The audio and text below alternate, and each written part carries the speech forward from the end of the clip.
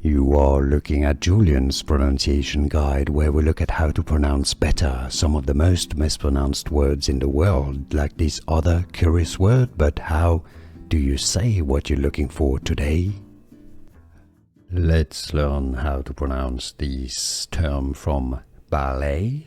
This is a word from French, meaning to bend. So this is essentially when you bend your legs or your knees, and it normally has an accent, even though in English it's often must.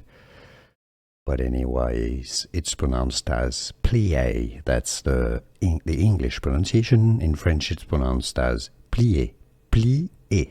This is why in English it's normally pronounced as plier. Here are more videos on how to pronounce more confusing words and names too many mispronounced. Like this video if you found it useful. I appreciate your support. I'll see you soon and thanks for watching.